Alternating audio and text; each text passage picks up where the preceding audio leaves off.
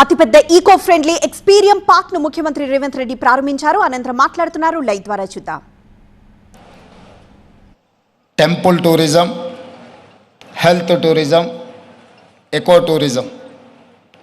ఒక రాష్ట్రం యొక్క ఆదాయం పెరగాలి, ఒక రాష్ట్రానికి గుర్తింపు రావాలి అని అంటే పరిశ్రమలు, పెట్టుబడులే కాదు, ఆ రాష్ట్రంలో ఉన్న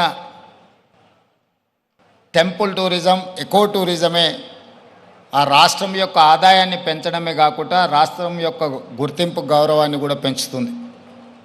ఈరోజు మనకు సంబంధించిన మిత్రులు కావచ్చు, బంధువులు కావచ్చు, చాలామంది వాళ్ళ పిల్లల పెళ్ళిళ్ళు చేయాలన్నా, శుభ కార్యక్రమాలు ఏమైనా చేయాలి అని అంటే మన ప్రాంతం కాకుండా రాజస్థాన్కో లేకపోతే ఇతర దేశాల్లోకి వెళ్ళి అక్కడ కార్యక్రమాలు చేసుకుంటున్నారు.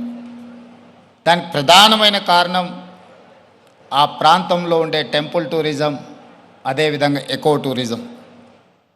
వీటితో పాటు ఎవరిని కదిలిచ్చినా మన వాళ్ళని బెంగళూరు జిందాల్లో జాయిన్ అయినని కొంతకాలము అని చెప్పి చెప్తూ ఉంటారు. మనం ఈరోజు మందిరాలను దర్శించుకోవాలంటే తమిళనాడుకో ఇతర రాష్ట్రాలకో వెళ్తున్నాం. ఫారెస్ట్లో ప్రకృతి సహజ వనరులను చూడాలి అంటే మధ్యప్రదేశో లేకపోతే ఇతర రాష్ట్రాలకు వెళ్తున్నాం. అదేవిధంగా హెల్త్ టూరిజం విషయంలో కూడా మనం ఎక్కడెక్కడికో వెళ్ళాల్సిన పరిస్థితి. కానీ అన్ని సహజ వనరులు ఉన్న తెలంగాణ రాష్ట్రంలో ఇప్పటి వరకు ప్రభుత్వాల దృష్టి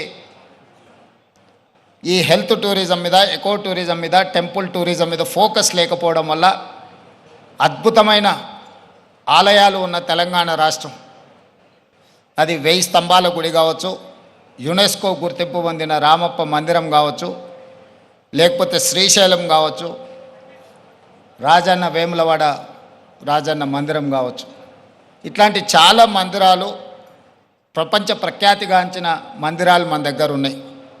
ఈరోజు కవాల్ కావచ్చు, tiger reserve forest, Nallamala tiger reserve forest కావచ్చు, జూపల్లి కృష్ణారావు గారు ప్రాతినిధ్యం వహిస్తున్న కొల్లాపూర్ ప్రాంతం, నల్లమల అటవీ ప్రాంతం, కృష్ణానది జలాలు ప్రవహిస్తున్న ప్రాంతం, అక్కడ మందిరాలకు, అక్కడ ప్రకృతి సహజ వనరులకు కొదవలేదు.